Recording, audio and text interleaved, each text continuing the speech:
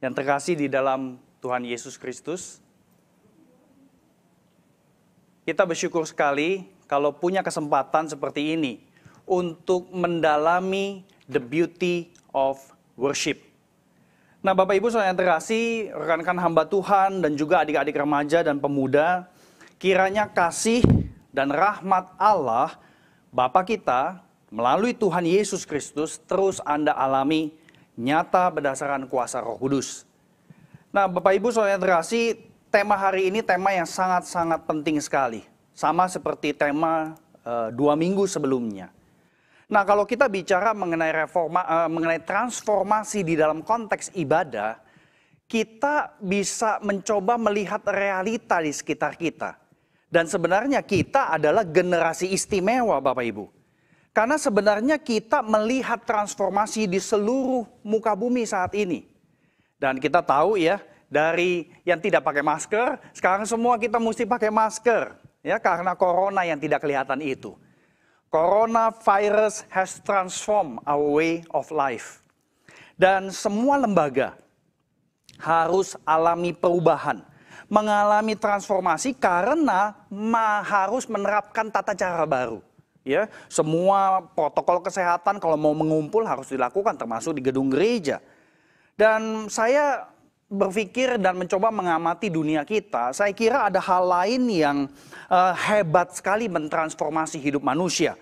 American Idol, AGT, BGT, ya, AGT, BGT dimulai tahun 2006, dicetuskan oleh Simon Cowell, sudah mentransform hidup banyak manusia.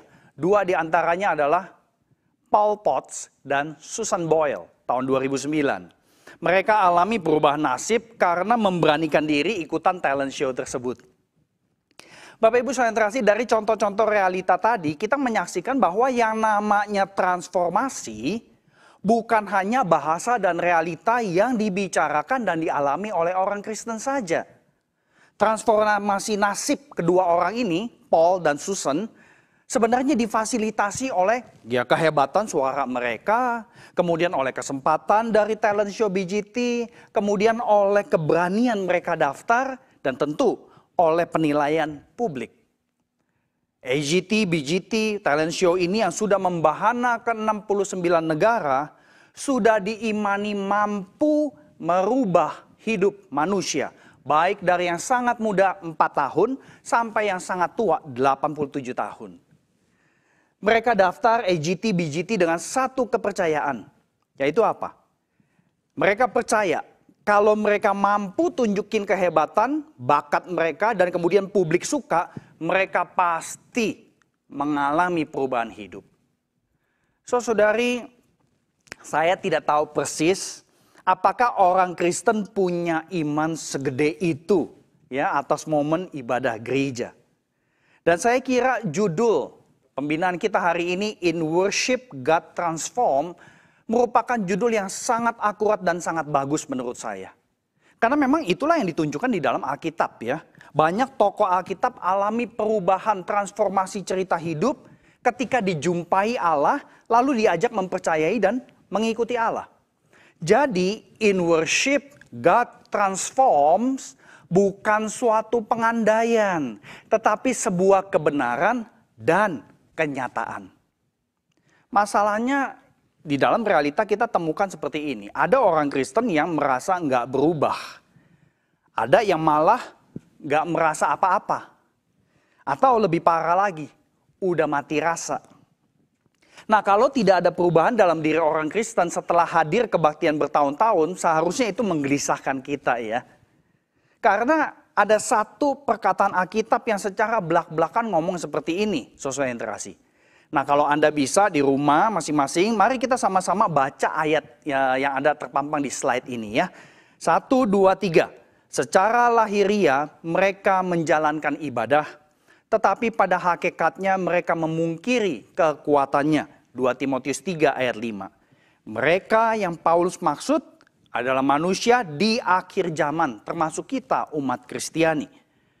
Nah, manusia secara umum tetap lakukan, jalankan aksi ibadah, tetapi menyangkali kekuatannya. Dan karena di dalam ibadah itu, saya yang terkasih, manusia tetap mencintai diri sendiri, mencintai uang, mencintai hawa nafsu, dan tidak mencintai Allah. Anda bisa lihat di slide yang saya tampilkan, istilah phileo atau cinta menjadi istilah yang memagari seluruh ayat 2-4. Ada kuasa si jahat di tengah-tengah. Istilah yang saya pakai, yang kita lihat di dalam bahasa Yunani adalah diaboloi. Si jahat atau kuasa si jahat yang pelintir, twist aksi-aksi ibadah menjadi sesuatu yang asik sekali kita lakukan, tetapi sebenarnya bukan untuk mengasihi Allah. Nah, saya pikir kita harus ekstra waspada akan masalah ini. Ibadah itu sendiri tidak mentransform. Subjek yang melakukan transformasi adalah Allah Roh Kudus. In worship, God, the subject, transforms. In worship adalah konteksnya. Berarti kita bisa mengatakan seperti yang dikatakan oleh Clayton Smith bahwa worship is a locus for transformation. Arti sederhananya adalah peribadahan gereja atau momen kebaktian adalah lokasi atau setting yang memicu terjadinya transformasi. Artinya setiap kali kita kebaktian dan tidak menyangkali kekuatan Allah di dalamnya, maka perubahan hidup, transformasi hidup sebenarnya satu paket, saudara yang terkasih. Mengapa? Karena in worship, di dalam kebaktian, kita berjumpa dengan Tuhan Allah yang menyapa kita. Sekali lagi, saya percaya saudari ingat definisi ibadah yang paling basic yang sudah disampaikan Pendeta Luki. Perjumpaan dengan Allah. Dan kita lihat itu banyak terjadi di dalam tokoh Alkitab mulai dari awal banget ya, Abraham bahkan sebelumnya sampai kepada Paulus dan sebagainya. Semuanya dijumpai Tuhan, caranya beda-beda, tetapi semuanya alami perubahan hidup yang kelihatan secara eksternal. Dengan kata lain, transformation involves changes. Nah, perubahan ini memang mulai pada level hati kita, level internal. Tetapi ini harus didemonstrasikan, ditampilkan secara kinetik di dalam kehidupan kita setiap hari. Nah, kalau kita sungguhan dijumpai Allah yang kudus dan penuh kasih itu, tetapi tidak ada yang berubah, maka semua aksi dalam kebaktian hanyalah aktivitas rohania yang sia-sia. Karena unconsciously kita juga memungkiri kekuatan Allah di dalam ibadah tersebut. Nah, kita bertanya, kok bisa ya kita unconsciously memungkiri kekuatan transformatif Allah? Mengapa bisa begitu? So, yang terkasih, firman Tuhan juga kasih jawaban.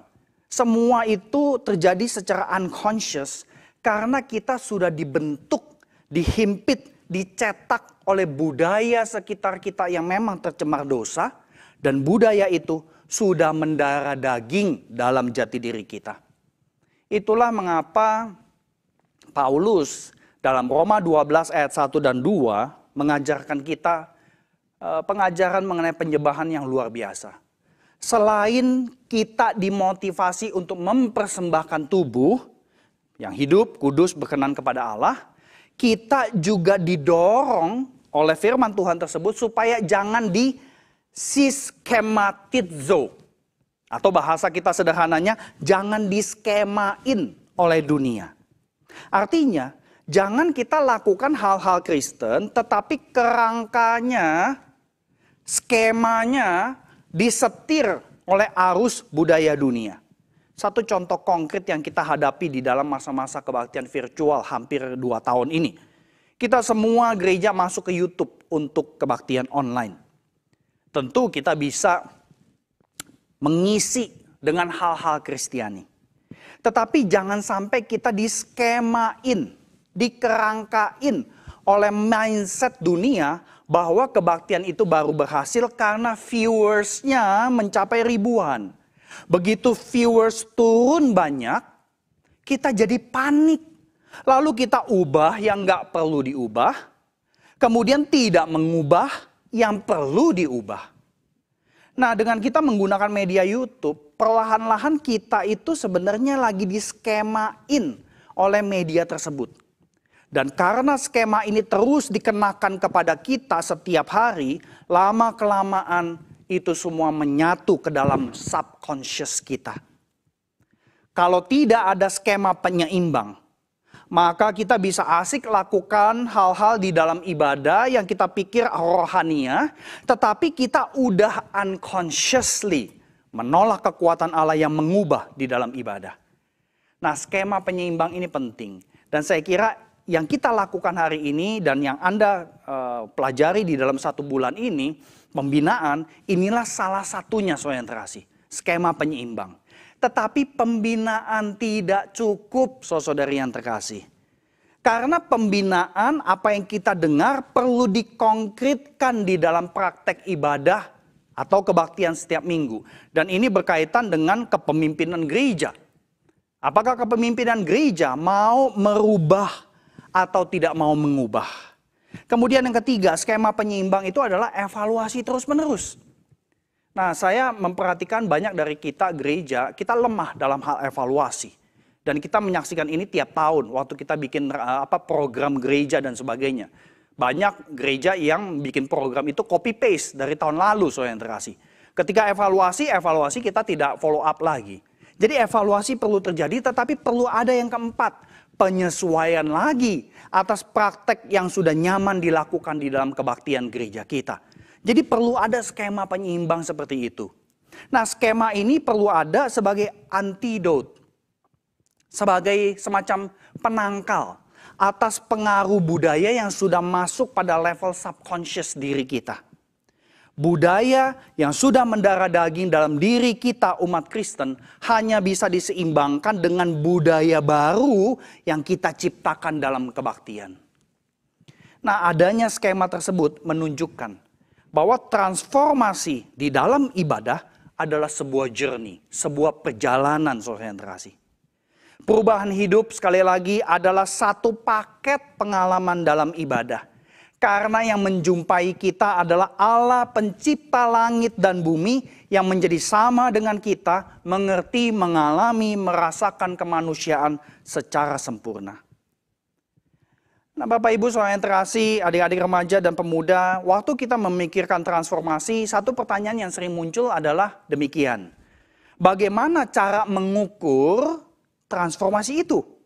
Nah, secara sederhana saja saya sampaikan 2 cara saudara yang terkasih. Yang pertama itu disebut self-reporting of spiritual experience. Simpelnya kurang lebih begini.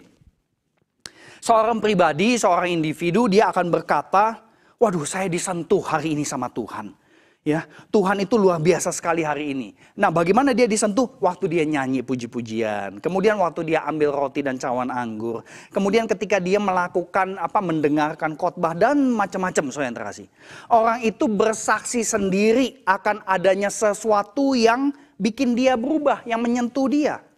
Tapi masalahnya, dari mana dia tahu dengan pasti bahwa pengalaman yang sangat menyentuh itu betul-betul karena hadirat Roh Kudus yang berkarya dalam dirinya.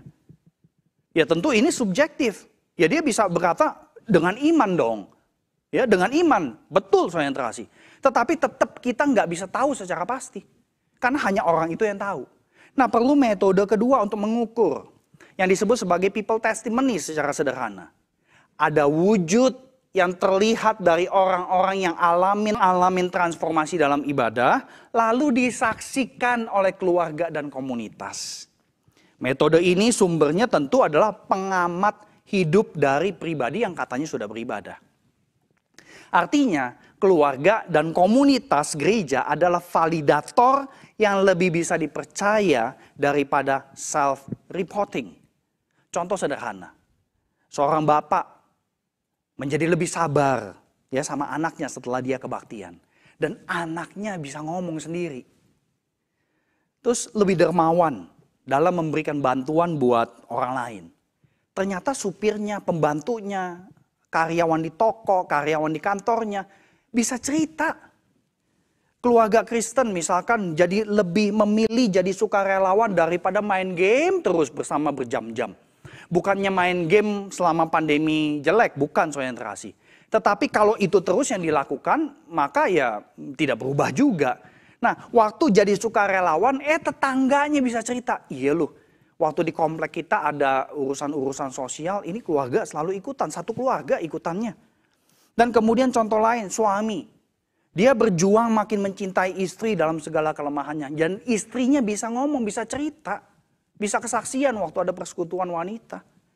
Istri makin menyadari bahwa rumah tangga itu berdiri atau runtuh ketika sikapnya itu tidak respect kepada suaminya. Dan anak-anaknya bisa ngomong, iya, mama itu sekarang beda loh setelah kebaktian di gereja A. Karena waktu papa ngomong sesuatu, mama nggak langsung nyautin tuh. Ya, kalau dulu selalu disautin. Jadi kesannya mama itu kurang respect sama papa. Jadi ini perubahan-perubahan seperti ini saudara yang terkasih. Baru itu betul-betul objektif. Nah tentu kalau kita mau lebih dalam lagi, kita perlu bertanya seperti ini. Sebenarnya transformasi kayak apa sih yang Tuhan inginkan? Ya ini pertanyaan penting banget. Karena kita ngomongin transformasi, mungkin kita pakai mindset sosial ya. Nah kita perlu balik kepada firman Tuhan. Sebenarnya apa sih transformasi yang Tuhan inginkan? Nanti kita akan renungkan dari Yohanes 4. Kemudian yang kedua, apa halangan terbesar terjadinya transformasi? Kita akan melihat dari kisah Lukas 24. Nah kedua kisah ini, Yohanes 4, Lukas 24. Dua-duanya kisah transformasi ketika seorang itu berjumpa dengan Allah. Dan di dalam perjumpaannya itu mereka terlibat aktif untuk bercakap-cakap dengan Tuhan Yesus. Kita lihat yang pertama. Yohanes 4. Anda bisa buka Alkitab Anda dan perhatikan bagian-bagian yang saya sebutkan. Pasal 4 ayat 1 sampai 8 kasih tahu kita dengan eksplisit tentang inisiatif Tuhan Yesus menyapa si perempuan Samaria lalu minta minum. Ayat 7. Maka datanglah seorang perempuan Samaria hendak menimba air, kata Yesus kepadanya, berilah aku minum. Pertanyaannya adalah kenapa Yesus minta minum? Apakah sekedar isu biologis, haus? Karena jam 12 siang. Nah menurut saya tidak saudara yang terkasih. Karena ayat 4 firman Tuhan berkata, Yesus harus melintasi daerah Samaria. Ada di ayat 4. Nah Yesus tahu persis Samaria itu tidak terima orang Yahudi. Yesus juga tahu persis perjalanan jauh dan tidak mudah. Yesus juga tahu kota Sikar adalah kota kontroversial. Nah di dalam seluruh pengetahuan itu, Yesus tetap sengaja lewat Samaria. Berarti ini bukan kebetulan. Oleh karena itu saya yang terkasih, bukan cuma kebetulan, bahkan Yesus minta minum sama seorang perempuan saya yang terkasih. Dan yang menarik adalah secara implisit perempuan ini kelihatannya ada masalah sosial. Karena dia nimba air di jam 12 siang ya. Jadi nggak ada orang ya, ini budaya pada waktu itu nimba air itu pagi-pagi saya yang terkasih. Nah kenapa kita bisa melihat ada masalah sosial? Karena ayat 9 itu mencerminkan masalah tersebut. Masa engkau seorang Yahudi minta minum kepadaku seorang Samaria? Seolah-olah kata-kata itu menunjukkan bahwa si perempuan itu nggak terlalu nyaman dengan dirinya sebagai seorang Samaria yang dimintain air minum.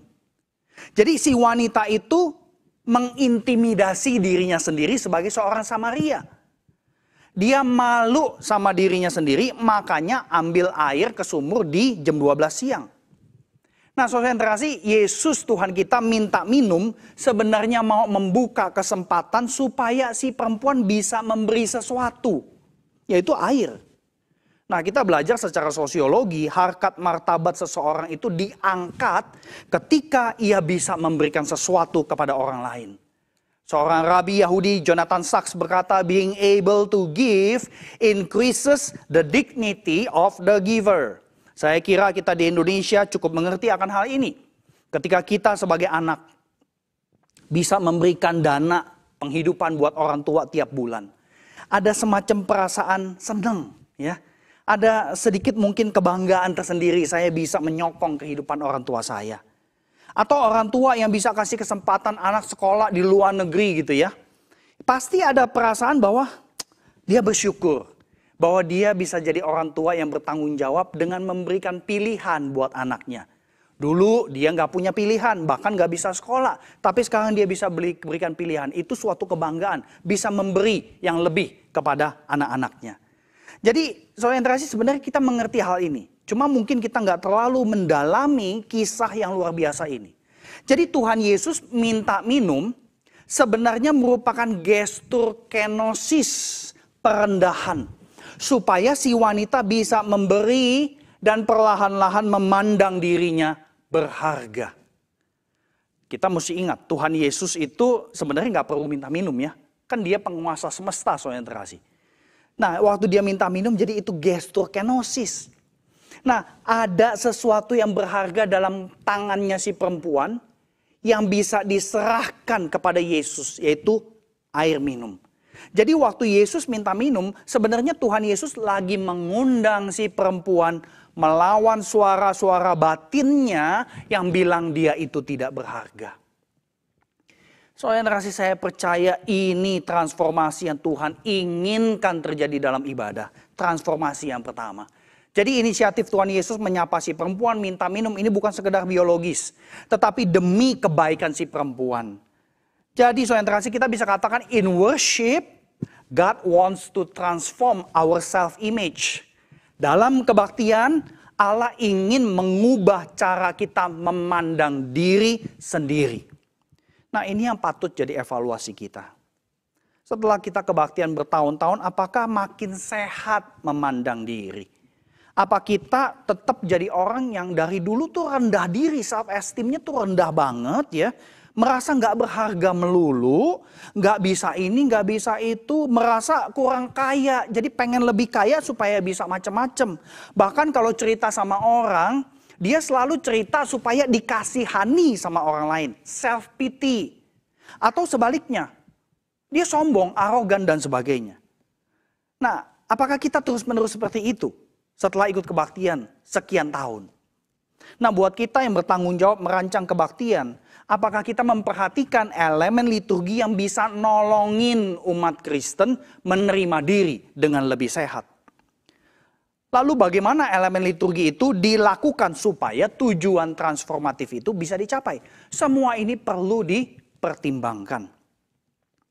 Nah, Bapak Ibu Saudara-saudari, adik-adik remaja dan pemuda, tentu kita belum bisa terlalu melihat transformasi si perempuan di awal cerita Yohanes 4 ini.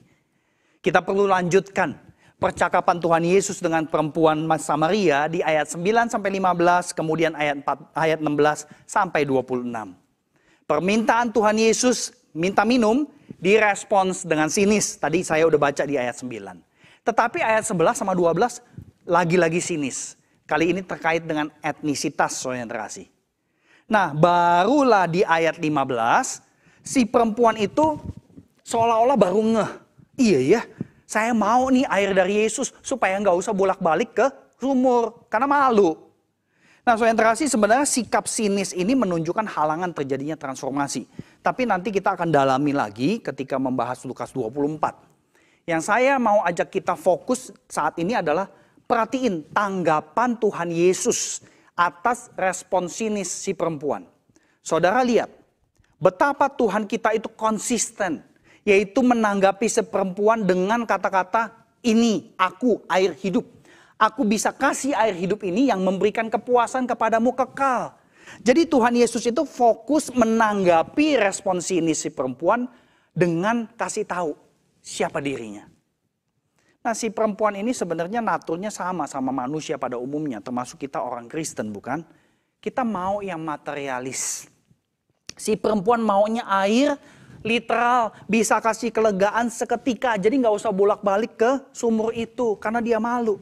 Tetapi Tuhan Yesus menawarkan dirinya, air hidup untuk memuaskan si perempuan.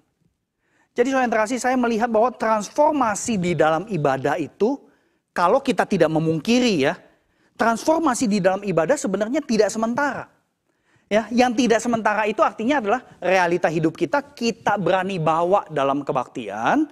Lalu fakta jati diri Allah itu yang kita sembah dalam kebaktian itu menyorot realita yang perlu diubah.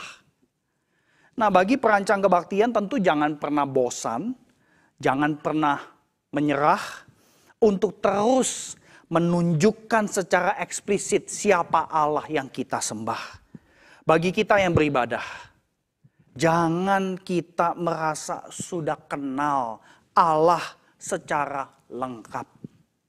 Sebab bisa aja ada pengenalan yang lebih mendalam akan jati diri Allah yang bisa menolong kita mengatasi realita hidup kita. Tetapi karena kita pikir, Allah itu kasih, oh ya udah tahu kok. Kita nggak terlalu merenungkan lebih jauh lagi. Oleh karena itu, saudara yang terkasih, ini yang perlu kita perhatikan. Karena buat si perempuan Samaria ini, percakapan dengan Yesus sebenarnya perlahan-lahan mentransform sikap sinisnya. Sikap itu berubah menjadi kesadaran bahwa dia perlu dan pengen air hidup dari Yesus. Itu kita bisa lihat di ayat 15.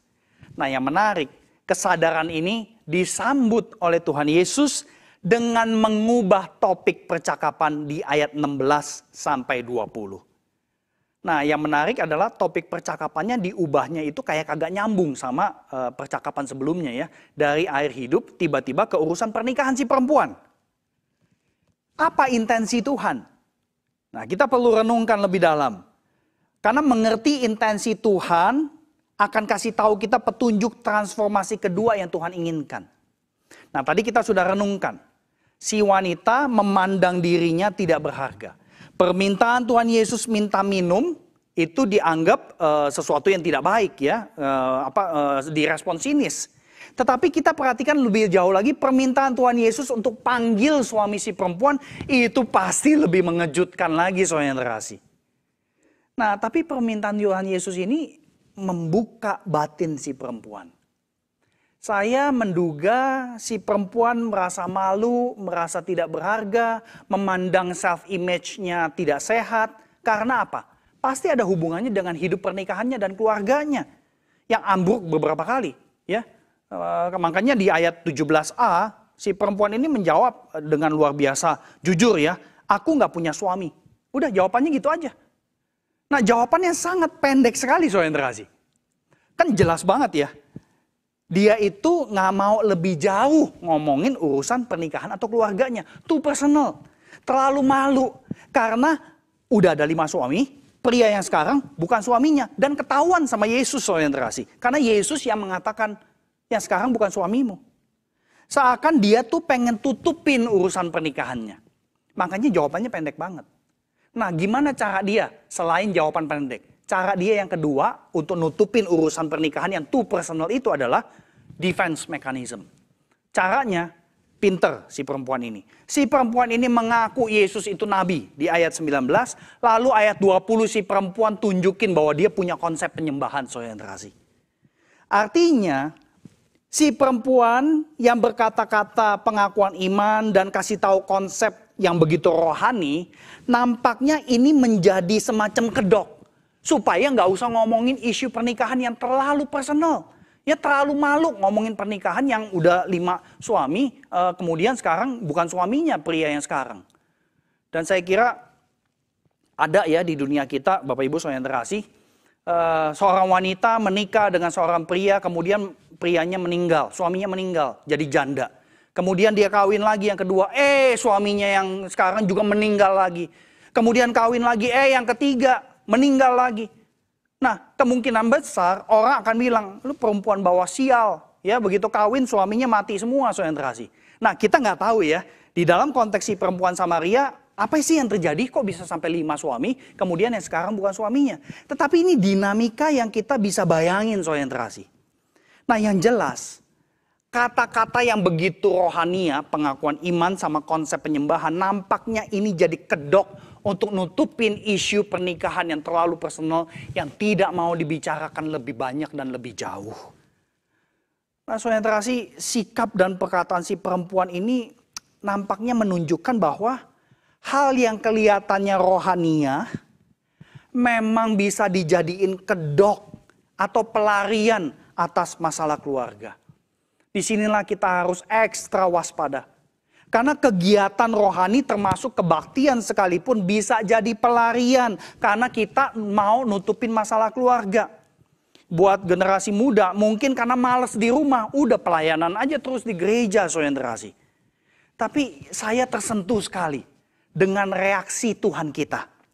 Yang luar biasa Tuhan kita, Tuhan Yesus tidak korek lebih dalam, ya, diinterogasi si perempuan kenapa bisa 5 yang sekarang bukan suami. Tuhan Yesus tidak mengorek lebih dalam. Karena Tuhan Yesus tahu ini perempuan udah malu. Dan Tuhan Yesus tahu si perempuan sudah jujur. Saudara yang terkasih. Bagi saya, dalam proses percakapan ini, intensi Tuhan Yesus jelas. Ia ingin transformasi self-image berlanjut kepada transformasi atas relasi keluarga. In worship, God transform our self-image so that He can transform our familiar relationship.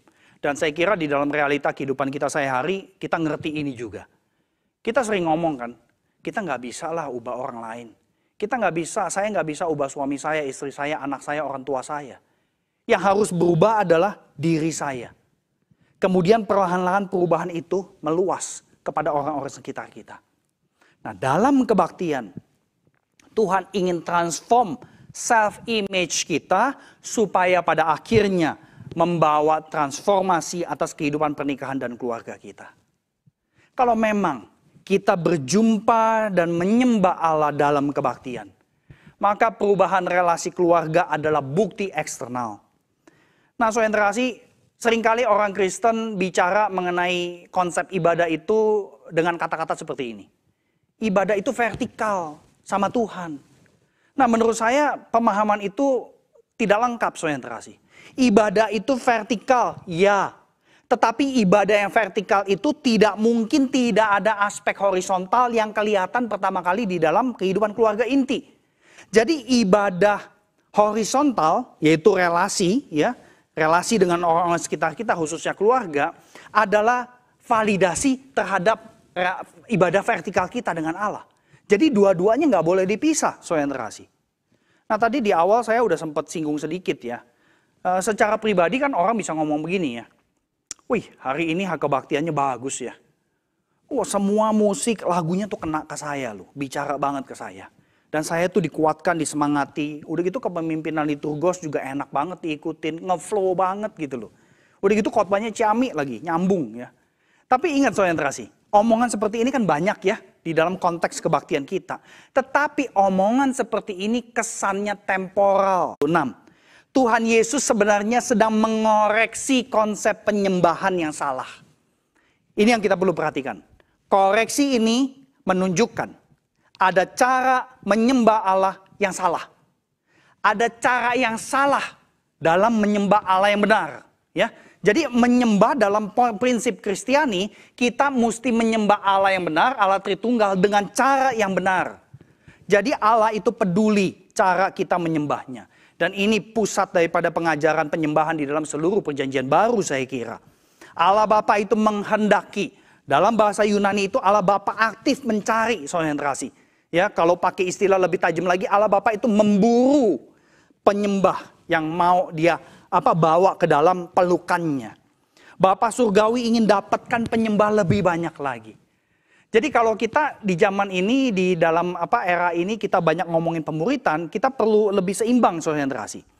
Kalau pemuritan atau memuridkan adalah tugas dan tanggung jawab orang Kristen di bumi, maka penyembahan atau menyembah adalah identitas orang Kristen di bumi dan sampai kepada kekekalan. Seorang penyembah Allah yang benar dengan cara yang benar seharusnya rela dimuridkan. Seorang murid Kristus yang sejati tidak pernah boleh kehilangan perspektif kekekalan, yaitu menyembah Allah. Kemudian pengajaran yang kedua di dalam ayat 21 sampai 26 dikatakan Bapa surgawi tidak mempermasalahkan lokasi atau tempat secara literal. Posisi gereja di atas bukit tertinggi nggak ada urusannya dengan kehadiran Allah. Kemudian kebaktian di dalam dunia digital bukan masalah yang patut diperdebatkan berlebihan. Lokasi utama sifatnya spiritual kristological, yaitu Yesus yang adalah bait suci Allah. Kemudian yang ketiga, Bapa surgawi mencari komunitas penyembah bentuk jamak, bukan satu orang. Artinya Ibadah pribadi di rumah sendirian kunci kamar tidak termasuk yang dicari Allah. Komunitas penyembah yang diinginkan Allah dan aspek komunitas ini masih bisa dicapai melalui kebaktian virtual pada jam yang sama. Tentu yang harus kita waspadai adalah keinginan untuk kebaktian sendiri karena convenient. Mau pakai jam sendiri terserah, mau pakai sikap semaunya sendiri terserah, mau pakai baju apa juga kagak ada yang tahu.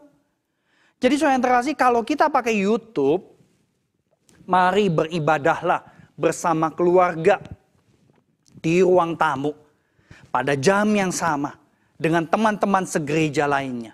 Jangan masuk kamar sendiri-sendiri. Kalau kita pakai Zoom, bukalah kamera kita. Karena yang beribadah bukan komputer kita, bukan foto kita, tetapi kita secara real. Tentu kita mengerti kalau urusan sinyal ya mau nggak mau ditutup kameranya. Tetapi kita perlu mengusahakan buka kamera. Kan ada satu lagu ya, saya yakin kita semua ingat nih. Ku kasih di kau dengan kasih Tuhan. Kemudian ada kata-kata, kulihat di wajahmu kemuliaan Raja. Di wajahmu ada kemuliaan Allah yang adalah Raja. Jadi saudara yang terkasih, itu yang kita perlu perhatikan. Nah, terakhir di dalam pengajaran mengenai konsep penyembahan dikatakan cara penyembahan itu di dalam roh dan kebenaran. Artinya, kuasa Roh Kudus perlu menaungi roh kita untuk menerima sang kebenaran Yesus Kristus dan menerima kebenaran di dalam kitab suci, dalam Alkitab kita ini. Nah, dengan kata lain dari paparan tersebut, ini yang diinginkan Allah di dalam kebaktian. Transformasi ketiga adalah Tuhan ingin adanya transformasi konsep penyembahan Kristen. Sebab Tuhan Yesus memperbaiki konsep penyembahan si perempuan Samaria. Nah, tentu Tuhan Yesus punya otoritas ya, karena dia adalah Mesias dan itu dinyatakan di ayat 26. Nah, bagi saya saudara yang terkasih, jelas banget kalau ada orang Kristen yang tidak mau dikoreksi mengenai cara dia kebaktian, ini ada sesuatu yang perlu jadi kewaspadaan. Sikap mau dikoreksi Tuhan Allah adalah bukti kita berjalan dalam proses transformasi, saudara yang terkasih. Karena bagi saya koreksi konsep penyembahan Kristen adalah poros utama. Nah, maksud saya begini saudara yang terkasih. Penyembahan Kristen adalah poros utama yang menjadikan kehidupan spiritualitas kita bergulir seimbang seperti sebuah roda, saudara yang terkasih. Sebab perbaikan konsep ibadah menuntut kita merenungkan kembali pengenalan kita akan Allah Tritunggal. Doktrin Allah, Kristologi, dan doktrin Roh Kudus atau pneumatologi. Mendalami teologi ibadah juga mengarahkan kita pertimbangkan ulang apa sih fungsi dan peran gereja, eklesiologi. Dan gereja ini kan di tengah dunia yang udah dicemari dosa dengan penuh pemberhalaan. Berarti kita perlu pikirin doktrin antropologi. Ngomongin antropologi, mau tidak mau ngomongin mengenai budaya. Dan ditambah lagi ngomongin hamartiologi, doktrin dosa. Pasti akan menyentuh urusan budaya. Pada akhirnya karena ibadah merupakan destiny kekal kita, maka perbaikan konsep ibadah ada keterkaitan dengan eskatologi. Perlu diperhatikan juga saudara yang terkasih. Nah, dengan gambaran menyeluruh seperti ini, kita bisa mengkalimatkan prinsip yang ketiga dengan kalimat seperti ini. Kalimat yang mungkin lebih luas ya.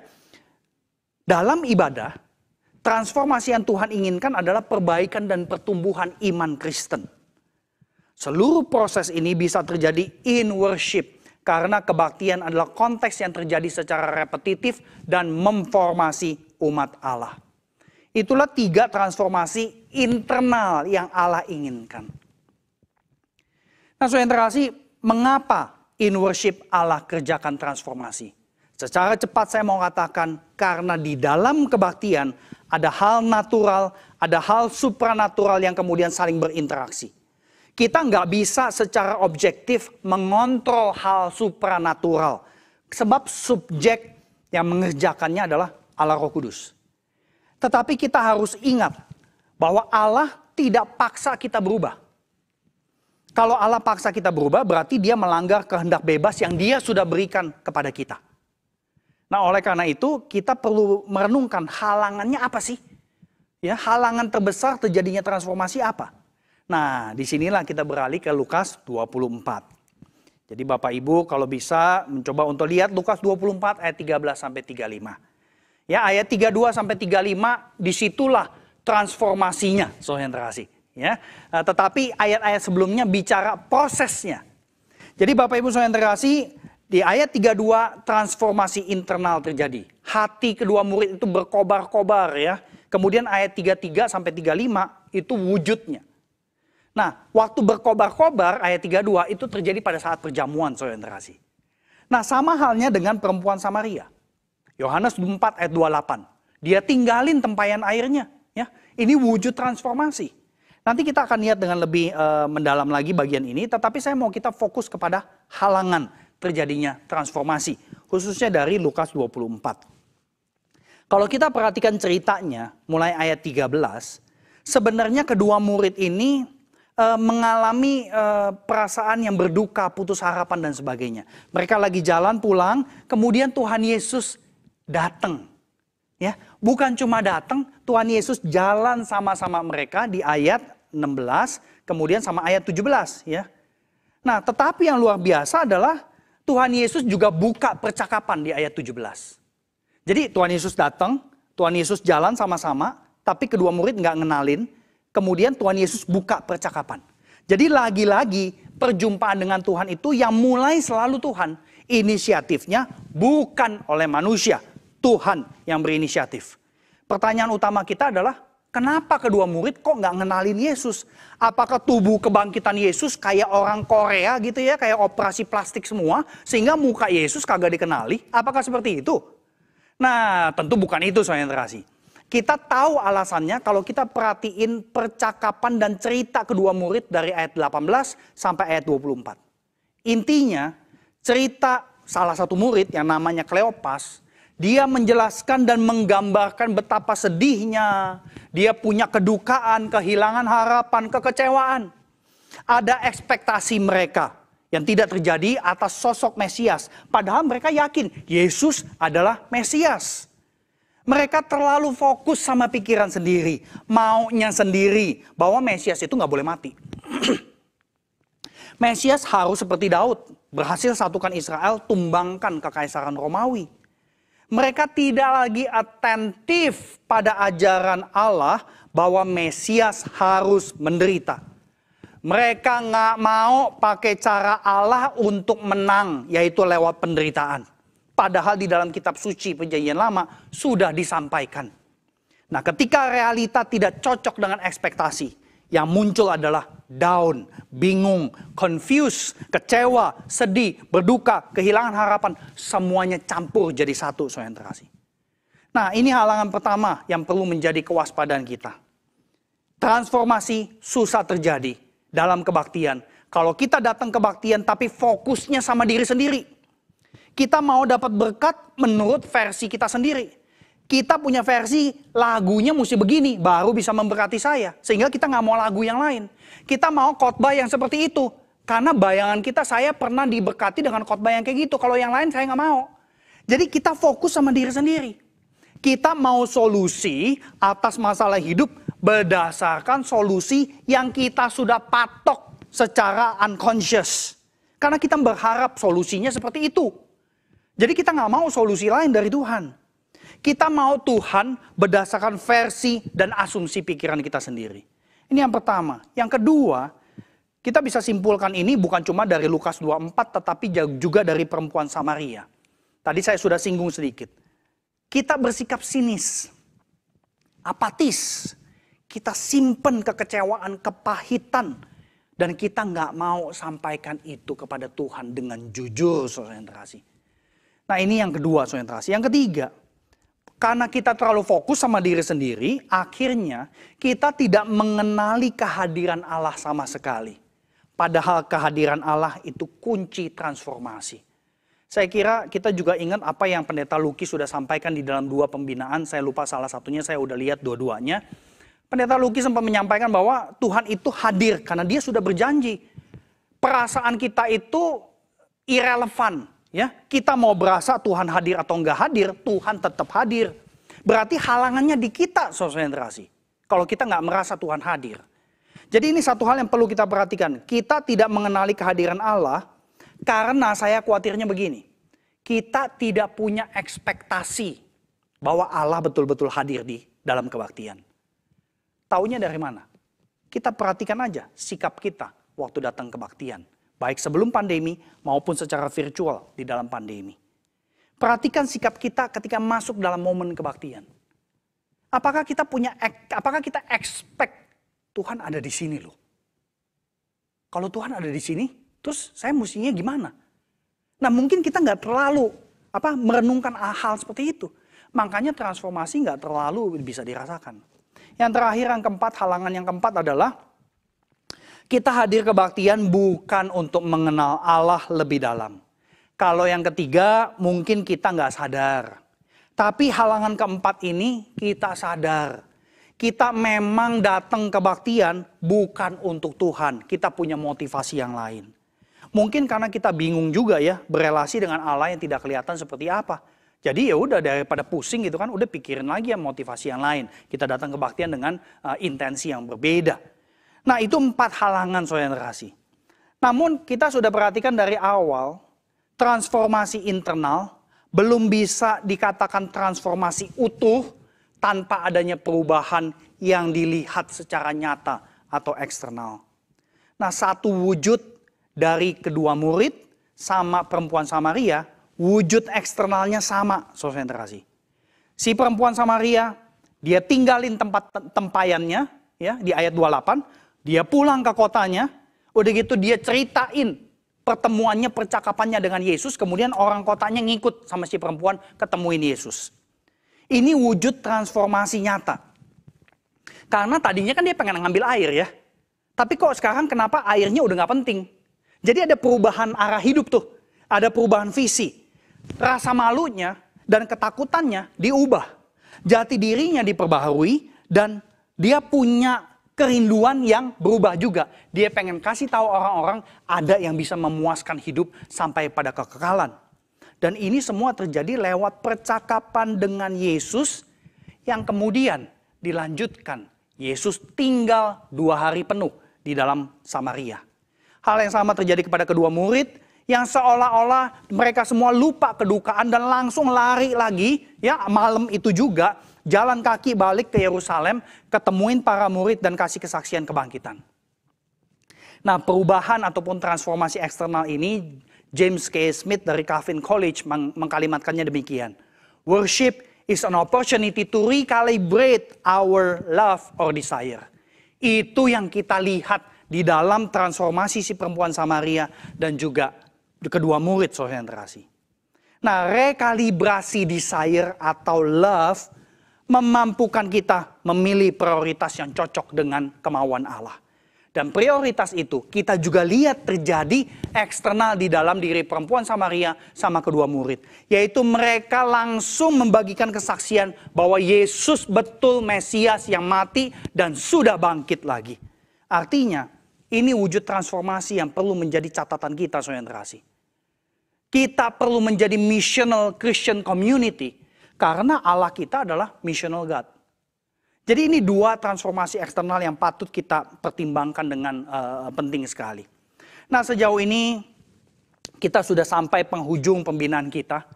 Kita sudah merenungkan realita transformasi di sekitar kita. Memang cuma contoh 3 saja. Lalu saya sudah membicarakan bagaimana mengukur sebuah transformasi dengan sederhana. Kemudian saya mengajak saudari merenungkan apa transformasi yang Tuhan inginkan. Ada 3 aspek, lalu itu transformasi internal. Kemudian yang tadi baru saja 2, itu transformasi wujud eksternal. Kemudian saya juga mengajak kita untuk mempertimbangkan, mengulas 4 halangan terjadinya transformasi. Nah di bagian yang paling akhir ini, secara cepat saya akan singgung beberapa praktek ibadah yang perlu dilakukan kalau kita mau alami transformasi dalam kebaktian. Yang pertama, seluruh liturgi harus bisa dirasain sebagai percakapan dengan Allah Tritunggal. Ya, dari depan sampai belakang mesti bisa dirasain sebagai percakapan. Kemudian yang kedua, Ibadah memang bukan fokus ke kita, ya. Worship is not about us, it is about God. Tapi jangan lupa, Allah yang kita sembah adalah Gembala Agung. Berarti kalau kita fokus menyembah Allah, jati diri Allah, karakter Allah, dan Allah ini adalah Allah yang peduli sama kita, berarti rancangan liturgi harus menonjolkan siapa jati diri Allah dalam kaitannya dengan realita kehidupan kita. Nah, saudara terkasih, rancangan liturgi yang fokus kepada jati diri Allah, paling tidak jati diri Allah ini yang perlu muncul. Yang pertama, Allah pencipta dan pemberi kehidupan. Dan saya kira ini terkait langsung dengan realita hidup kita ya. Kemudian Allah penebus dan pengampun dosa. Saya kira di dalam realita kita berelasi, kita semua ingin dimaafkan, ingin minta maaf dan sebagainya. Dan Allah yang adalah penebus dan pengampun dosa menunjukkan hal tersebut. Kemudian yang ketiga, Allah penghibur dan pembaharu kehidupan. Saya kira semua kita pengen mengalami pembaharuan. Dan kalau kita fokus kepada jati diri Allah tersebut, maka ini akan menolong kita semua orang Kristen mengalami pembaharuan minggu demi minggu. Ini yang ketiga. Ini yang kedua maksud saya. Yang ketiga, ciptakan, sediakan kesempatan dan panduannya supaya orang Kristen bisa jujur dan transparan. Dan kemudian yang keempat, tingkatkan interaksi dan relasi antar satu generasi dengan yang lainnya. Dan saya kira di dalam studi-studi sosial dan perkembangan manusia, hal ini sudah dibuktikan. Bahwa seorang itu bertumbuh menjadi dewasa kalau dia interaksi dengan orang yang beda usia. Dan kita bisa lihat ini buat kita yang punya anak-anak ya. Bayi itu bisa ngomong karena diajak ngomong terus sama papa mamanya. Ya. Berarti interaksi beda usia. Nah, jadi adanya anak-anak dan remaja dalam kebaktian minggu adalah hal yang baik bagi terjadinya transformasi. Kemudian yang kelima, kita perlu pikirkan cara-cara untuk membuat orang Kristen partisipasi lebih aktif, lebih penuh dalam kebaktian, khususnya sekarang kebaktian virtual. Ibadah itu kan pengalaman percakapan, ya, berjumpa dengan Allah. Namanya juga pengalaman. Kalau nggak partisipasi, bagaimana kita mengalami? Ya, jadi saya kira ini patut diupayakan lebih banyak lagi ya. Yang jadi penonton atau pengamat sulit sekali mengalami transformasi. Dan kita tahu hal ini dalam sehari-hari ya, saudara yang terkasih. Nonton badminton bertahun-tahun. Nggak bisa jadiin kita pemain badminton yang bisa dapat medali emas. Ya, nggak pernah latihan kok, nggak pernah partisipasi gitu loh. Ngeliatin temen kita tiap minggu edit video buat kebaktian online. Itu tidak menjadikan kita langsung bisa jadi videografer. Nggak bisa.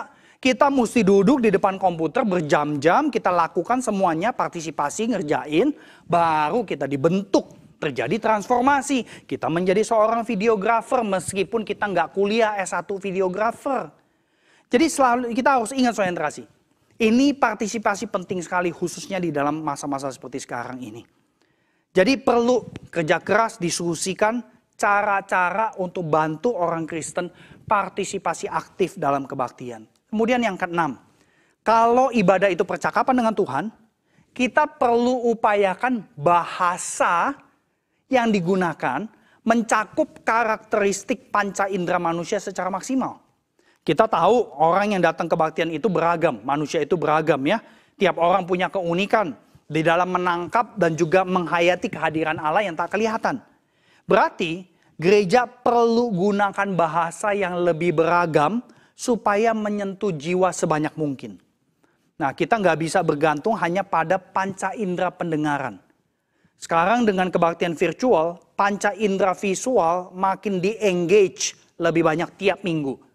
Nah, sesungguhnya momen perjamuan kudus adalah kesempatan di mana seluruh panca indera kita aktif bisa partisipasi.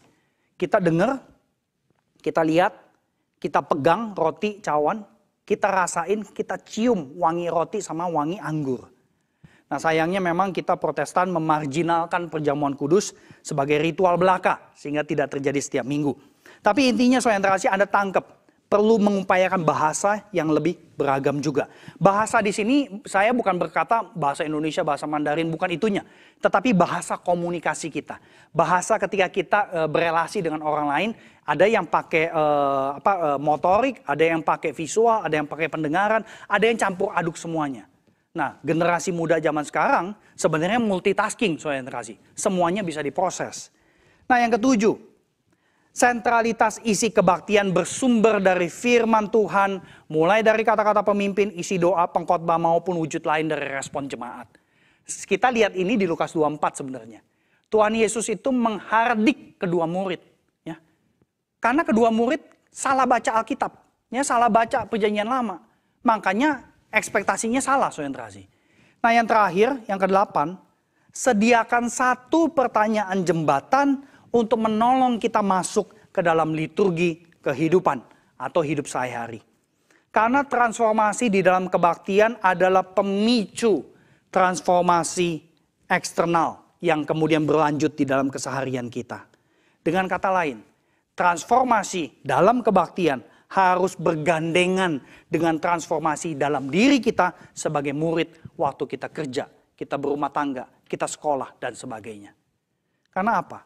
Transformative worship releases God's people for living the liturgy of discipleship in daily activities. Jadi sekali lagi, penyembuhan formatif itu tidak terpisah dengan pemuritan. Ini sesuatu yang kita perlu pertimbangkan dengan lebih serius. Karena gereja menjadi tren ngomongin pemuritan, punya kelompok kecil dan sebagainya, tetapi kaitan dengan penyembahan nggak terlalu digarisbawahi. Kiranya Tuhan menolong kita semua, dan apa yang kita renungkan bersama boleh menjadi pembelajaran yang makin membuat kita mengasihi Tuhan. Sebelum kita masuk dalam tanya jawab, mari kita berdoa. Terpujilah Engkau ya Allah, karena Engkaulah Tuhan yang menunjukkan di dalam kitab suci, bahwa ketika Engkau menjumpai anak-anak-Mu, dalam kitab suci maupun di dalam sejarah gereja, perubahan atau transformasi adalah satu paket. Dan Tuhan tolong kami untuk dapat menghidupi bukan cuma transformasi internal tetapi juga eksternal. Terima kasih ya Allah. Dengar seluruh doa kami. Kami serahkan seluruh proses pembelajaran melalui Q&A ke dalam tangan-Mu. Dalam nama Tuhan Yesus kami berdoa dan bersyukur. Amin.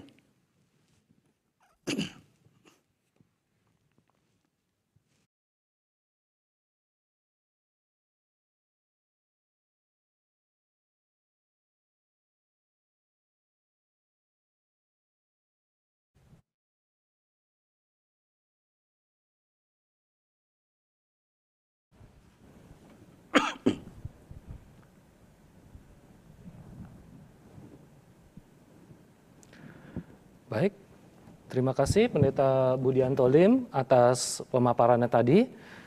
Saya juga ingin memperkenalkan narasumber kita yang kedua, Ibu Lydia Syah, ya, Guru Injil Lydia Syah adalah istri dari Pendeta Budianto Lim. Guru Injil Lydia Syah bergabung sebagai dosen SDT Reform Indonesia bidang ibadah setelah sempat melayani jemaat di Gereja Kristus Yesus Pluit sebagai hamba Tuhan bidang musik gereja pada tahun 1996 sampai 2002 dan di Gereja Presbyterian Bukit Batok Singapura sebagai pendamping berbagai pelayanan khususnya bidang ibadah dan musik. Dengan berbekal pendidikan bergelar Bachelor of Church Music dari Singapore Bible College, Master of Worship Studies dan Doctor of Worship Studies dari Amerika Serikat, beliau terus terlibat dalam berbagai pembinaan dan pelayanan ibadah yang melibatkan paduan suara, pemusik, dan pemimpin pujian. Beliau juga menciptakan nyanyian rohani dan menulis buku berjudul Katekisasi Ibadah. Baik, Bapak Ibu Saudara sekalian, apabila Anda ingin bertanya kepada narasumber kita pada hari ini, silakan ketik pertanyaan Anda di kolom live chat di layar YouTube Anda. Oke, sebagai pertanyaan pembuka, sambil kita menunggu pertanyaan dari live chat, ya saya ingin bertanyakan kepada Bapak Ibu bahwa kita menjalani ibadah secara rutin setiap minggu, hari demi hari. Terkadang kita tidak memikirkan apakah kita sudah berubah atau tidak, semakin baik atau mungkin semakin buruk. dan seberapa jauh kita telah berubah. Bagaimana kita bisa memiliki kesadaran bahwa ibadah itu harus mentransformasi kehidupan kita. Oke, berarti terima kasih Pak Hardi untuk pertanyaannya. Jadi pertanyaannya adalah bagaimana kita memiliki kesadaran, gitu ya. Bagaimana kita memiliki kesadaran bahwa kita butuh berubah setelah kita kebaktian sekian lama dan sebagainya ya.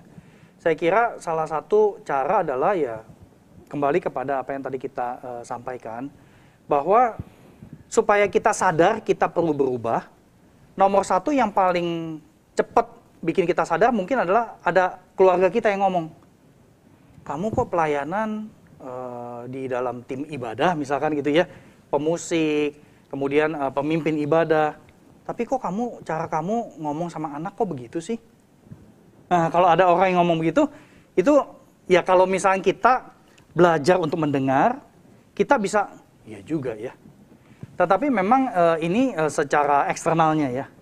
Secara internal saya kira ya Roh Kudus yang membantu kita ketika kita setia untuk abide in Jesus gitu ya. Jadi ketika kita membaca firman, kita berdoa, kesadaran-kesadaran itu dimunculkan. Seperti itu. Jadi saya kira secara umum seperti itu sih Pak. Oke, terima kasih. Saya ingin menyebutkan pertanyaan dari Cynthia Natasha. Shalom Lause, terima kasih atas seminar yang boleh disampaikan. Saya mau tanya, sampai titik mana ibadah dapat mentransformasi kita? Mungkin Ibu Lydia? Secara jujur menurut saya, kita akan terus diubahkan sampai kita bertemu dengan Tuhan ya. Karena Ibrani mengatakan bahwa Tuhan sendiri akan mendisiplin kita supaya kita berpartisipasi dalam kekudusannya. Sehingga sampai titik mana, tidak ada titiknya sampai kita bertemu dengan Tuhan. Dan maafkan saya ingin menyambung pertanyaan yang pertama tadi dari Pak Hardi. Saya secara pribadi mengetahui bahwa saya akan selalu diubahkan. Yang membuat setiap kali saya datang kepada Tuhan, baik itu ibadah minggu ataupun di dalam ibadah sehari-hari, saya expect diri saya untuk saya pasti ditegur dan saya pasti diubahkan. Dengan ekspektasi itu saya datang membaca firman Tuhan. Saya ingin supaya perspektif saya diubahkan ketika saya membaca firman Tuhan. Dengan ekspektasi itu, melihat firman Tuhan menjadi sesuatu teguran buat saya, menjadi terang yang menerangi kegelapan diri saya. Dan kemudian saya berusaha dalam relasi dengan Tuhan itu, dalam baca firman Tuhan, dalam doa, di mana Tuhan ingin menuntun saya kepada sesuatu. Kalaupun Tuhan mengingatkan saya kepada seseorang atau kepada satu pelayanan yang belum selesai, saya usahakan langsung berbuat sesuatu, at least a baby step. Kalau itu menjadi satu kebiasaan, just do it straight away, dalam concrete way, itu akan menolong kita langsung berubah gitu loh. Sekalipun itu hanya baby step, tapi kita tidak berani tidak meresponi Tuhan. Saya pikir kalau kita expect itu akan terjadi ya. Oke. Boleh saya nyambung nggak? Boleh. Silakan. Karena ini menarik, karena pertanyaan nomor 1 dari Pak Hardi sama rekan kita Cynthia sebenarnya bisa disambung nih. Yeah. Ya. Pertanyaan Cynthia itu kan adalah sampai titik mana gitu kan? Saya kira jawabannya ya tadi Ibu udah sampaikan. Jawaban kedua adalah titik yang kita nantikan itu adalah titik di mana saya sudah semakin apa ya istilahnya ya, semakin pede bahwa saya berjalan di dalam jalur kehendak Allah. Misalkan waktu kita kerja, di dalam saya bekerja, saya udah tertransform belum sih dari kebaktian saya? Nah waktu saya kerja, coba saya perhatiin, cara kerja saya ada berbeda gak sih? Itu titik itu salah satu dalam keseharian kita. Dan saya kira ini nyambung kepada pertanyaan pertama lagi adalah bagaimana meningkatkan kesadaran. Saya setuju sekali dengan Ibu Lydia, ya karena Ibu Lydia istri saya nggak boleh nggak setuju gitu ya. Bagaimana meningkatkan kesadaran, saya kira ekspektasi tadi. Kebanyakan kita orang Protestan itu kita expect Tuhan ngomong dari khotbah. Tapi kita nggak terlalu expect Tuhan itu ngomong lewat votum. Ya. Kita nggak terlalu expect Tuhan itu smartphone untuk persembahan pakai QR code. Saya kira kita perlu meningkatkan ekspektasi itu. Waktu ngejalanin kebaktian itu, Tuhan mau sampein apa ke saya ya? Waktu saya lakukan itu. Jadi saya kira itu ekspektasi perlu diperhatikan sih. Oke, terima kasih untuk jawabannya. Begitu banyak program gereja yang telah kita lakukan ya. Umumnya hal yang dievaluasi atas setiap program gereja adalah seberapa besar kehadiran jemaat. Nah, apakah kita perlu mengevaluasi juga seberapa jauh program gereja telah mentransformasi kehidupan jemaat? Kalau perlu, bagaimana sih kita mengukur transformasi dalam hidup jemaat? Oke, ini pertanyaan bagus banget ya. Bagaimana kita tahu atau seberapa perlu kita mengukur transformasi yang terjadi lewat program-program gereja ya? Menurut saya perlu sih. Kalau enggak ya kan saya pernah di pastoral juga ya. Kita gelinding aja tiap tahun. Tahun lalu kita putar lagi di tahun depan kita putar lagi di tahun depan gitu kan. Saya kira perlu mengukur seberapa jauh sih jemaat itu berubah. Nah, gimana taunya? Salah satu yang bisa dimunculkan adalah kesaksian-kesaksian sih. Karena kan kita tahu gereja Protestan mungkin belum terlalu keen ya untuk memunculkan kesaksian jemaat. Apa yang berubah dalam hidup mereka setelah ngikutin pembinaan A, pembinaan B, pembinaan C, atau program kebersamaan ini, itu, dan sebagainya. Jadi salah satunya saya kira kalau kita pengen mengukur apakah sebuah program itu mentransform, salah satunya kesaksian. Itu salah satunya sih. Betul. Ada tambahan dari Ibu Lydia? Kalau dari saya hanya ingin membagikan, Paulus mengatakan di dalam Galatia bahwa bersunat atau tidak bersunat bukan itu artinya, tetapi menjadi ciptaan baru, itu baru ada artinya.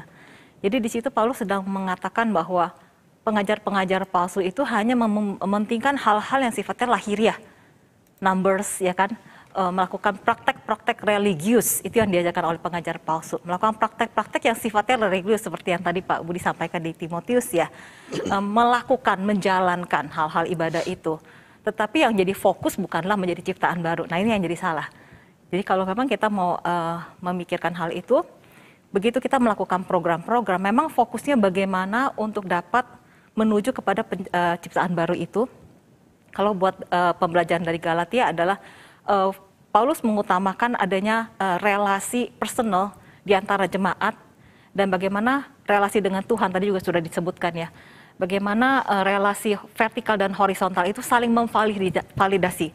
Gak bisa kamu rohani sendirian tanpa berelasi dengan orang. Gak bisa kamu begitu dekat bersosial dengan orang tapi tidak berelasi dengan Tuhan. Nah, ini akan terjadi dalam kelompok kecil, dalam kelompok besar yang sifatnya saling mengasah. Lewat tanya jawab gini kita saling mengasah di dalam pemikiran kita kan gitu ya. Jadi hal-hal yang semua program itu harus mempunyai kesempatan buat ada interaksi satu sama lain, apakah itu kelompok, apa itu kelompok besar. Lalu mungkin ada pertanyaan-pertanyaan yang dapat memvalidasi seberapa jauh konsep-konsep yang tadinya belum ada, lalu kemudian sekarang ada. Komitmen apa, harus ada follow up. Lebih banyak memang harus bayar harga ya, supaya saling mengasah untuk menghasilkan ciptaan baru itu ya. Ya. Jadi Ibu sebutkan mengenai kelompok kecil, ya, di mana mungkin perlu ada interaksi di dalamnya dan mungkin di sana bisa kita tahu apakah transformasi itu terjadi ya. Kira-kira bagaimana ya itu untuk kita memulai kelompok kecil di dalam kehidupan jemaat? Kalau saya secara pribadi waktu pelayanan di Singapura, yang saya perhatikan observasi dari jemaat, mereka akan diubahkan kalau kelompok itu belajar untuk being vulnerable to one another. Jadi tidak cuma bahas bahan, tapi setelah bahas bahan, katakanlah bahas bahan itu hanya 30 menit. Kita lagi bicara dalam kelompok kecil nih, keluarga sama anak nih, ribut banget. Jadi nggak bisa lama-lama. Jadi katakanlah bahas bahan hanya setengah jam. Setelah itu masing-masing harus men-sharingkan saya tuh salahnya di mana terhadap apa yang sudah diajarkan firman Tuhan ya. Tolong doakan saya karena saya sedang tergoda untuk sombong, tergoda untuk materi. Jadi being vulnerable itu menolong kita sebenarnya untuk bertumbuh. Tetapi kelompok kecil yang hanya bahas bahan, mau berapa tahun pun tidak ada perubahan. Jadi itu yang challenging ya, being vulnerable to one another dan kemudian didoakan satu sama lain. Begitu kita mulai being vulnerable dan memberi diri kita menjadi partner accountability dan kita selalu bisa cek one another gitu. Saya pikir gitu. Oke, terima kasih untuk sharingnya. Kemudian saya ingin membacakan pertanyaan dari Serafina Sari. Selamat siang, saya mau bertanya secara praktis bagaimana kita bisa mengusahakan transformasi tersebut cara meningkatkan kepekaan kita. Maksudnya bagaimana cara meningkatkan kepekaan kita? Karena seringkali aktivitas ibadah menjadi rutinitas dan tidak selalu bisa peka. Well, sekali lagi pertanyaannya bagus-bagus nih ya. Nanya gampang, jawab susah. Saya pakai contoh satu deh ya. Tadi saya ada singgung bahwa kita di bagian akhir itu 8 poin, itu kan secara praktis ya. Kita perlu menyediakan kesempatan maupun panduan supaya jemaat jujur. Saya kira ini salah satu cara praktis. Jadi di GKY kita ada pengakuan dosa ya. Nah, saya kira kita bisa lakukan sebagai pemimpin gereja, sebagai pemimpin ibadah, kita memberikan kalimat-kalimat pertanyaan. Bagaimana relasi kita dengan suami dalam minggu ini? Jujurlah di hadapan Tuhan. Bagaimana dalam seminggu ini, seberapa sering kita kesel sama anak? Jujur sama Tuhan. Kemudian jujur, apakah reaksi kamu sama anak dalam minggu ini kira-kira sesuai gak sih, tepat gak sih sebagai orang tua Kristen. Jadi saya kira perlu ada momen itu, momen jujur, dan juga ada panduannya. Nah, panduan di situ memang gak harus terlalu complicated ya. Kalau kita kasih panduan di dalam ranah relasi-relasi kita dalam seminggu gitu ya, itu membantu jemaat untuk mikir. Dan membantu jemaat untuk mengutarakan. Nah, tentu ini butuh sebuah perjalanan waktu ya. Karena kan mungkin jemaat nggak biasa. Mungkin jemaat ada yang lama banget sih ini kebaktian kagak habis-habis gitu kan. Udah gitu lagi diajak jujur, anak-anak lari-lari di rumah gitu kan, atau dan sebagainya. Jadi memang perlu dilihat juga konteks jemaat yang kebaktian juga. Ya, jadi panjang pendeknya itu perlu disesuaikan. Tapi itu perlu terjadi minggu demi minggu. Karena repetisi itu yang memformasi kita. Seperti itu sih. Jadi saya kira seperti itu sih Pak Hardy. Dalam konteks ibadah online, kita ingin jujur ya, kita mungkin sampaikan kepada orang yang ada di rumah kita yang sedang ibadah bersama dengan kita ya. Tetapi bagaimana itu bisa terjadi dalam konteks ibadah online di mana mungkin ada waktu yang terbatas dan tentu mungkin tidak bisa berlama-lama juga ya. Betul, betul. Ya saya kira betul sekali. Di satu sisi ibadah online itu kita perlu dalam tanda petik pick and choose yang mana yang esensial yang perlu ada, yang mana yang kita bisa perpendek atau bahkan dikesampingkan. Nah, kalau dalam konteks contoh yang tadi, saya kira kita bisa ajak jemaat lanjutin itu setelah kebaktian selesai. Jadi misalkan di dalam konteks keluarga kita kasih tahu jemaat dan atau setelah kebaktian selesai ada satu tayangan, silakan Bapak Ibu ajak anak-anak remaja di rumah untuk ngelanjutin berbagi hati jujur ya. Kadang dari apa yang kami belajar dalam relasi keluarga ya, anak-anak tuh jujurnya polos banget.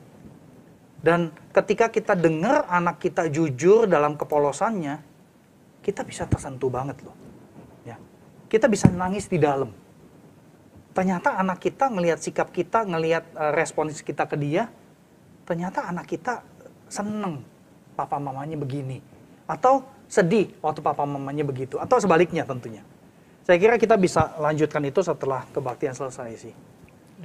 Ya, menarik sekali ya bahwa memang diperlukan refleksi seperti itu ya, agar kita makin sadar mengenai kehidupan rohani kita. Betul, betul. Baik, saya ingin melanjutkan ke pertanyaan berikutnya. Dalam presentasi tadi Bapak mengatakan bahwa Allah tidak mempermasalahkan lokasi ibadah dan Allah ingin komunitas penyembah. Nah, kita juga mendengar prediksi para ahli bahwa pandemi masih akan terus berlangsung untuk waktu yang cukup lama. Nah, apakah mungkin gereja masa depan itu tidak perlu lagi gedung gereja dan hanya melakukan ibadah secara online? Ya, ini pertanyaan yang boleh dikatakan pertanyaan futuristik nih. Dan saya kira waktu kemarin itu kan ada acara dari Sola Scriptura ngundang Profesor Darrell Bock ya. Bukunya juga udah diterjemahkan Virtual Church gitu ya. Saya kira kita nggak bisa secara gamblang dan kemudian mengatakan bahwa semuanya jadi online. Saya kira itu nggak realistis untuk kultur kita ya. Kultur kita. Karena kita di Indonesia kan nggak semua orang punya akses ke internet juga. Meskipun jumlah orang yang masuk ke dalam internet itu udah banyak sekali di Indonesia, gitu, apalagi generasi muda. Jadi saya kira nggak realistis kalau kita mengatakan semuanya bakal ke online. Saya sih menduga lebih kepada hibrid ya, karena kita namanya di jemaat ya. Contoh jemaat orang tua.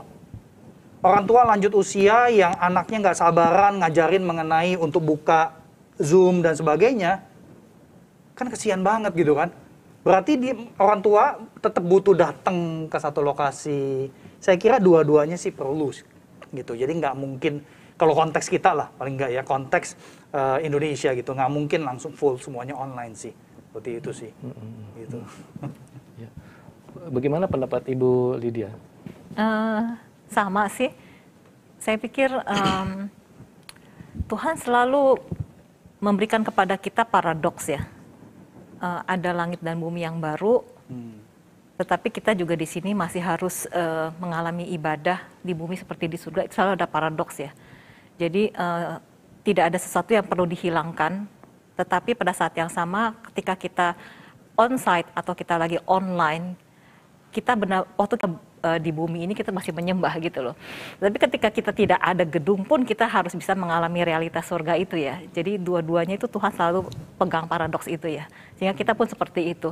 Kita tidak perlu seolah-olah oke kita pikirin surga aja nggak usah pikirin bumi gitu. Tidak seperti itu. Oke, terima kasih kepada Pendeta Budianto Lim dan Guru Injil Lydia Syah untuk sesi tanya jawabnya. Baik, karena kita sebentar lagi akan mengakhiri acara ini, ya sebelum Pendeta Budianto mungkin menyampaikan konklusi atas pertemuan kali ini, apakah apabila Anda pemirsa merasa diberkati dengan seminar ini, ya, saya ingin mengajak pemirsa, Bapak Ibu Saudara sekalian untuk jangan lupa untuk mengklik tombol like dan subscribe ke channel YouTube GKI Mangga Besar. Nah, Anda juga bisa menyaksikan berbagai video pembinaan lainnya di berkathidup.net. Ya. Oke, terima kasih telah menyaksikan rangkaian seminar The Beauty of Worship. Semoga kita terus memuliakan Tuhan dan menikmati Tuhan selamanya. Pendeta Budianto, silakan menyampaikan konklusinya. Saudara yang terkasih, The Beauty of Worship itu terjadi ketika kita melihat perubahan-perubahan di dalam hidup kita baik sebagai pribadi, keluarga, ataupun sebagai satu gereja. Tapi kita perlu ingat bahwa ibadah yang mentransform itu bukan cuma mentransform secara internal. Transformasi yang Tuhan kerjakan internal dan juga eksternal. Dan biarlah apa yang kita lakukan di dalam kebaktian, kita boleh hidupi sebagai gereja ketika kita ada di tengah-tengah keseharian kita. Jadi yang namanya gereja, bukan kita datang ke gereja beribadah, bukan. Tetapi kita beribadah sebagai gereja, baik di dalam kebaktian 1 jam 15 menit, ataupun sebagai gereja ketika kita ada di luar sana. Kiranya Tuhan Allah memberkati saudara-saudari semua.